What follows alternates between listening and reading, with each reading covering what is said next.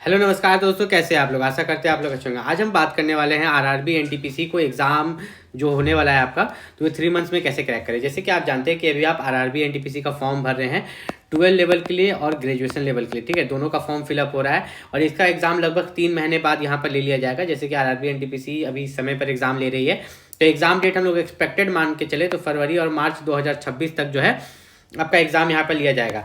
Exam pattern की बात करें तो जो एग्ज़ाम पैटर्न है CBT 1 प्लस CBT 2 दोनों का लगभग सेम है। खाली जो मार्क्स का अंतर हो जाता है कि CBT 1 आपका 100 नंबर का होता है और CBT 2 120 नंबर का होता है, और जो लेवल है वो हार्ड हो जाता है CBT 2 में। बाकी सिलेबस लगभग सेम है। तो यहाँ पर जनरल अवेयरनेस से 40 क्वेश्चन रहते हैं, मैथ से 30, रीजनिंग से 30।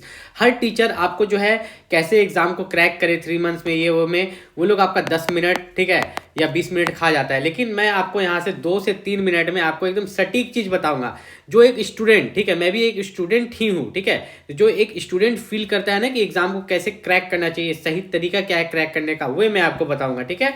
यहाँ पर सबसे पहला काम होता है कि आपको यहाँ पर 3 चीज़ दिख रहा है, general awareness, math, reasoning, English तो दिख नहीं रहा है। तो सबसे पहला काम होता है आपका सिलेबस कंप्लीट करना। क्या करना? सिलेबस को कंप्लीट करना। सबसे ज़्यादा फोकस आपको करना है मैथ में आपको कोशिश करना है कि 30 क्वेश्चन आते हैं तो आप 25 क्वेश्चन बना लो, उस हिसाब से आप सिलेबस कंप्लीट करो। मतलब मैथ में जो जो चैप्टर सिलेबस में दिया गया है हर एक चैप्टर को आपको कवर कर लेना है। फिर जाके रीजनिंग, तो रीजनिंग में भी आपको 30 क्वेश्चन में 25 क्वेश्चन टारगेट करके चलना है, उस हिसाब से सिलेबस कंप्लीट करना है। अब आता है जनरल अवेयरनेस। जनरल अवेयरनेस में 3 सेक्शन हो जाते हैं, जीके, जीएस और करंट अफेयर।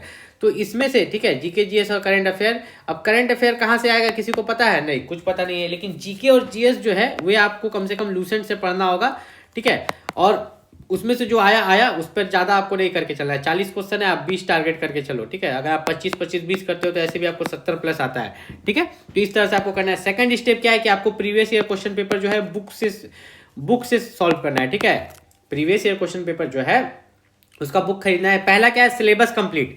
जिसका सिलेबस कंप्लीट नहीं है, आप 10 बार भी फॉर्म भर लीजिए आरआरबी एनटीपीसी का, आप एग्जाम को नहीं निकाल पाएगा, सीधा बात है, ठीक है।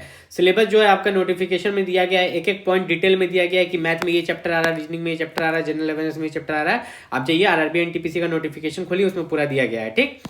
और यहाँ पर अगर बात करें सेकंड स्टेप, तो आप प्रीवियस ईयर क्वेश्चन पेपर को मोबाइल से नहीं करना, मॉक टेस्ट से नहीं करना, बुक से करना। कहाँ से? बुक से कंप्लीट करना। कोई भी एक बुक आप खरीद लो, ठीक है। आप ऑनलाइन में लिंक दे देता हूँ, वहाँ से खरीद लो, या अपने आसपास जो दुकान है वहाँ से जाके खरीद लो, वहाँ से आप previous year question paper complete करो। उसके बाद थर्ड स्टेप है मॉक टेस्ट, ठीक है।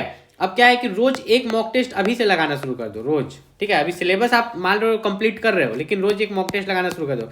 इससे पता चलेगा ना कि कौन सा सब्जेक्ट आपका वीक है। क्या है?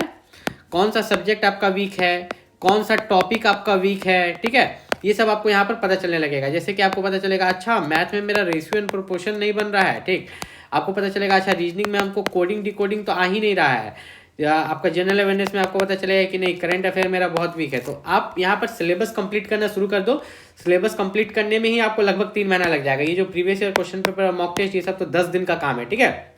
यहाँ पर अगर बात करें आरआरबी एनटीपीसी में एक और चीज़ है, यहाँ पर बोला जा रहा था कि ओबीसी, एससी, एसटी और ईडब्ल्यूएस देखिए इन सभी के लिए इतना तो नियम है कि फॉर्म अप्लाई का लास्ट डेट से पहले जो है आपके पास सेंट्रल लेवल कास्ट सर्टिफिकेट होना चाहिए, बना हुआ होना चाहिए। बस SC ST में यही छूट है कि थोड़ा पुराना भी है तो चल जाएगा, लेकिन ओबीसी में एकदम नया वाला, मतलब 1/4/2025 के बाद का बना हुआ होना चाहिए ओबीसी में, और फॉर्म अप्लाई का लास्ट डेट से पहले बना हुआ होना चाहिए। ये क्लियर नोटिफिकेशन में लिखा हुआ है। इन सब चीज़ों में गलती मत कीजिएगा। जब DV में छट जाइएगा तब आपको पता चलेगा कि मैं क्या बोलता था, ये क्यों जरूरी होता है, ठीक है। और साथ ही साथ मैं बता दूं कि अगर आप आरआरबी एनटीपीसी की तैयारी कर रहे हो तो आरआरबी एनटीपीसी के लिए यहाँ पर जो सबसे बेस्ट बुक है उसका लिंक मैंने इस वीडियो के डिस्क्रिप्शन में दे दिया, वहाँ से जाके आप परचेस कर सकते हो। मिलता है अगले वीडियो में, तब तक के लिए नमस्कार।